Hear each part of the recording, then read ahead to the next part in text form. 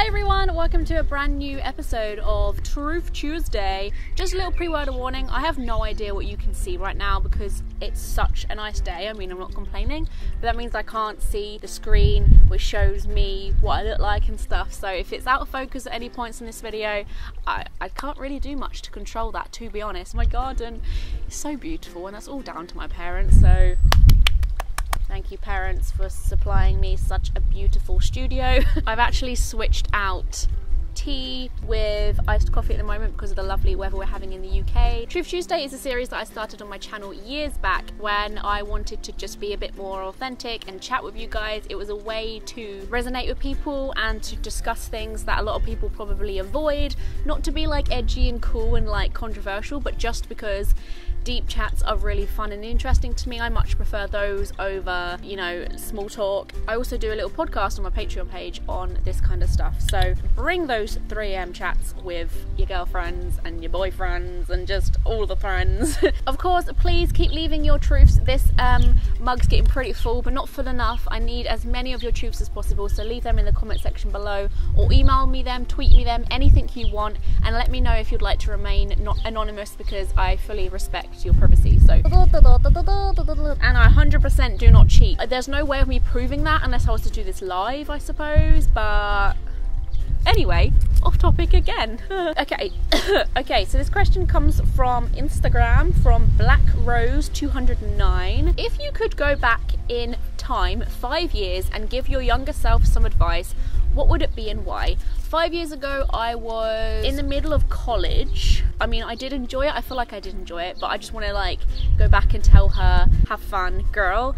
But you could relax a lot more at college. It wasn't as stressful. You knew you had uni coming up. Like, you didn't stress about your work so much. And also, stop hanging on to your previous relationship, okay? He doesn't want you. There are millions of other people that potentially do, and there are some cute guys out there, Ellie. Go looking for those guys. Don't be afraid just to let loose and be like, I'm a pretty person, I deserve attention. What even is my ex-boyfriend anymore? Like, he doesn't exist.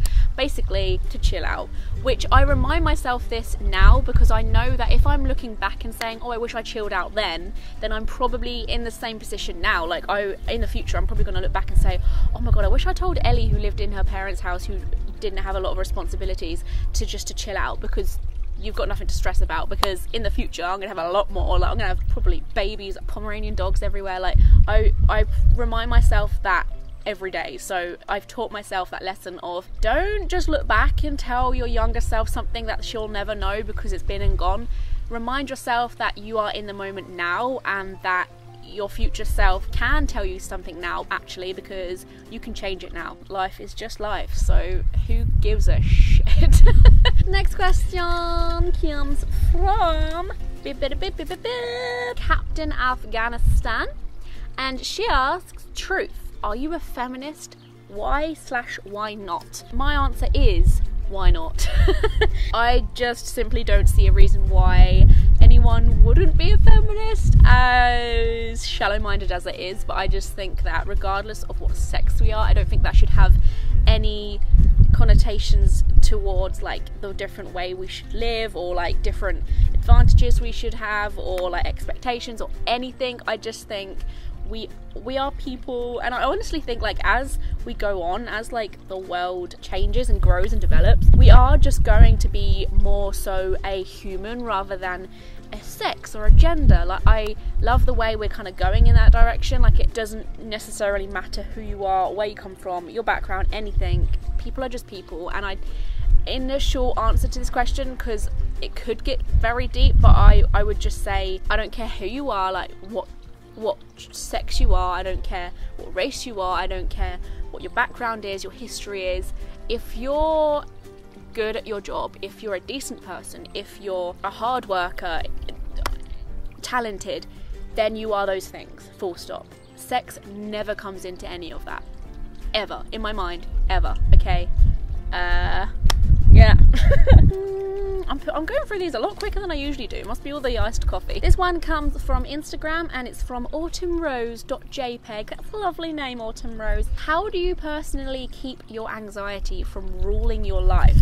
Anxiety is such a difficult thing to talk about. I kind of want to do a video very soon on this topic because of it being Mental Health Awareness Month. The reason why it's such a hard thing to talk about isn't because it's like embarrassing, it's more so because everyone has completely different levels of anxiety and history and experience, and I don't want to sit here and be like, oh, just get over it like I did. There's so many of you that are going through something that I've never even imagined before, and my experience is totally different to anyone else's watching this video. The only thing I could say, acknowledge it. I promise that the minute you acknowledge something going on in your life which initially makes you want to like sweep it under the mug and forget under the mug under the rug and pretend it's not there, whatever it is, excessively worrying or like financial problems or relationship problems or self-image issues, anything like that, like mental, the minute you acknowledge something and accept that it's there is the minute so much change will happen. Not only is ignoring something there just a complete waste of time because it's still going to be there regardless of if you think about it or not, it also magnifies the problem. The more you push something down, the bigger it sort of can spring back in your face. Like, see it like you're pushing down a spring. And soon after doing that, you will start noticing how things sort of start moving and making progress. And I opened up a lot more about how I feel, like my anxiety, and so many of my own friends were popping up saying I relate to that. Even people that didn't understand, they were talking about it, and although that made me feel uncomfortable, especially if people don't get it, because I'm like, everything I say is going to sound crazy to you, it releases the pressure a bit. Like, I constantly felt like I had to be a different person so that person wouldn't realize that I get anxious, and that made my anxiety worse because I was thinking about that all the time. But knowing that people are aware of it made me calm down a lot, because I could just say, do you know what, I don't fancy it today, and they will understand that, and I won't have to be like, no, I will do it today, and I have to pretend I'm this really confident person, and that caused more problems. Like I was saying, like keeping things down, keeping things in, just boil up into bigger problems. Whether that's just talking to your boyfriend about it, or whether that's talking to your cat, an ant that you keep as a pet. Like, I am being silly, but what I'm saying here is it doesn't matter. A plant, it doesn't matter if you're talking to the queen, if you're releasing stuff out. It's kind of like, you know, when you have like a jar that hasn't been opened yet, and like, you know, when you first open it, it like pops and goes. That's kind of like you're the jar keeping things in, and you want to like release a little bit, and you want to pop a hole in the top of the lid so it like goes and starts like releasing the stress and tenseness, and eventually you can open up that jar and just be a lot more open. You know, I just found myself in such a better position, and I am completely and utterly a different person now than I was just a few years back, like 5 years back. Like when I was saying back in college, I just needed to chill a lot. Like, I was such an uptight and overthinking type of person, and I was constantly worried about my anxiety and when it was going to strike, and I was running away from things, and I was less harsh. I'm less harsh on myself now, and it's about sort of knowing what you're realizing what you're able to do and what you're not able to do, and being willing to make small changes and make small steps. So instead of beating myself up about the fact that I couldn't walk to the shop that day because I just felt disgusting and weird, and I just was worried about how I was going to say something and do something, instead of having that mentality that was literally going to achieve nothing in my life, I congratulated myself when I did go and do something that I thought I wouldn't be able to do. Yes, it would sound stupid to one of you probably, but I would say to myself, wow, well done, Ellie, you were able to call up the helpline and complain about an issue that you've had when you were well aware this morning that that was going to be very difficult. It's literally about being kinder to yourself, making small steps, and also a huge thing that I can't believe I'm actually leaving to last, embracing the feeling of doing something after more than you probably already are. I remember focusing so much on the actual moment where I got anxious, and then for the rest of the week I'll be like, oh god, remember that time when I just had a panic attack in the bathroom and it was awful? I was completely focusing on the wrong point of doing something. So instead of focusing on that feeling of fear during that situation, I mean, acknowledge it, know it's there, know it's okay, know it's how you usually get, and it will it will pass. But the important actual thing to remember is the feeling you get afterwards. That feeling is like a buzz, it's like a drug in my life, and that feeling alone is the thing that has made me so much more of a confident person today, because I remember that so much when I am about to face something difficult. So I will achieve something that's so out of character for me and just out of my comfort zone, and I will get this rush afterwards, like when I go home from it, or when I step out of the building that I just done something really like crazy in. The more you embrace that feeling of achievement, the more you can focus in on that feeling when you're about to do something else, and remember how amazing the previous time you achieved something was. That feeling alone will drive you to do so much more. I promise you. That's probably one of my biggest pieces of advice, because it probably changed my life easily. Okay, I nearly choked. Okay, next one. I'll probably do 2 more. I don't really know how long I've been recording for. The Butler Did It Again. What would be the theme song to your life?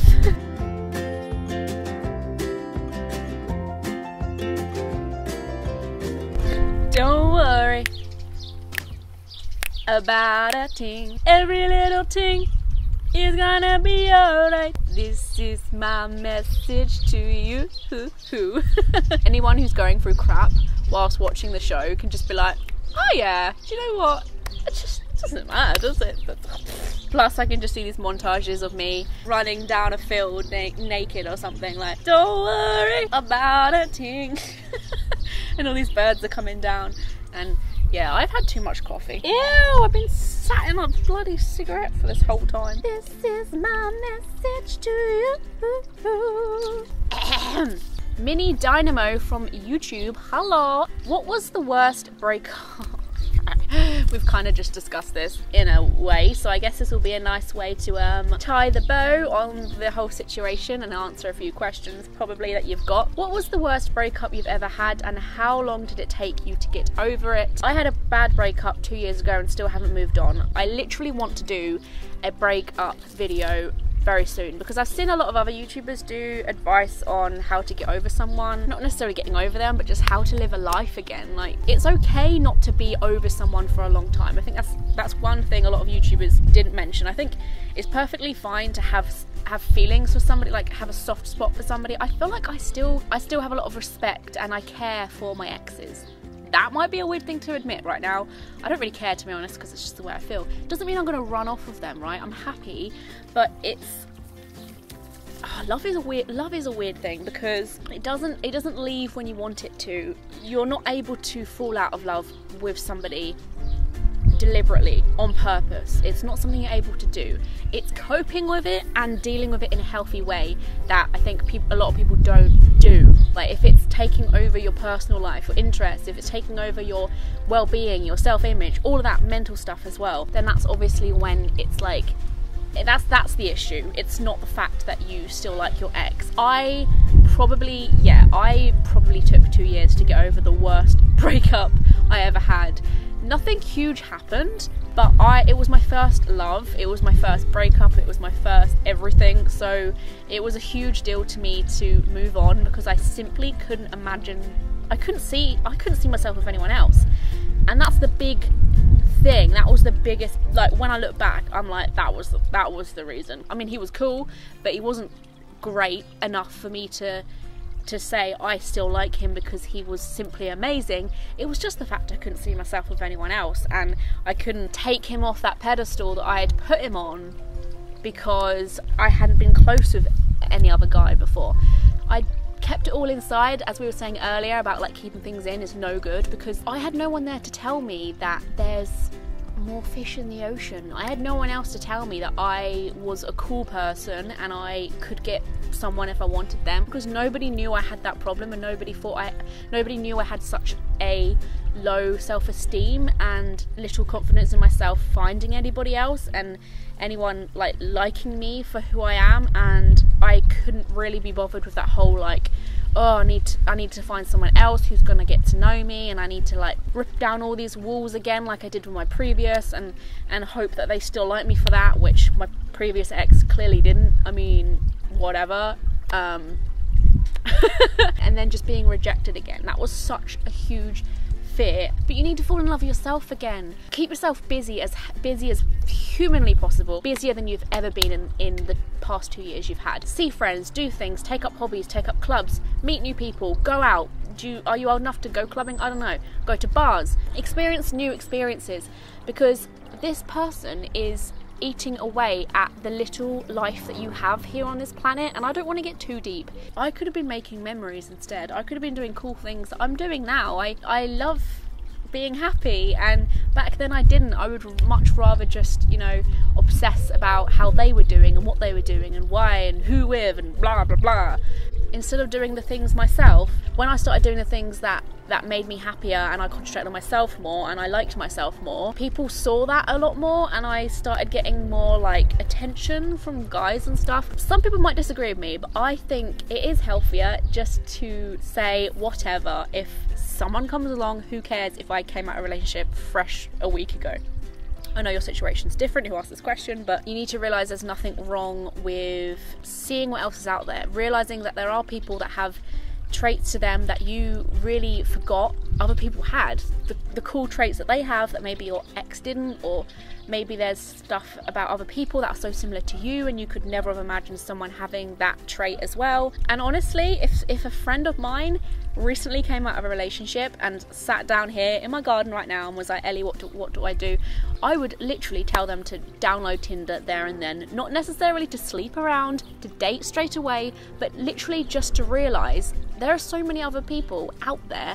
I honestly downloaded Tinder when I freshly came out of a relationship. I was still sad and a bit broken and blur about the old relationship, but I downloaded Tinder 100% curiously, because Tinder was a big thing, started becoming a big thing when I was in a relationship, and I was in quite a long-term one, so I would never even dream of like downloading Tinder. I was already happy with somebody, just to see what it looked like and what the whole concept of it was, because I couldn't imagine meeting someone from an app. Like, the idea of that made me shudder a little bit, and doing that alone made me realise how many people there are out there and how many cool personalities and how cool they all looked, and like traits about them, and they had cool interests, judging by their bio. They look hot and they're messaging you. It's kind of like, oh my god. I went off a little bit onto a tangent there, and I'm probably going to leave now because it's been a long one, and I'm going to sip my coffee in my sunshine. Thank you very, very much for watching.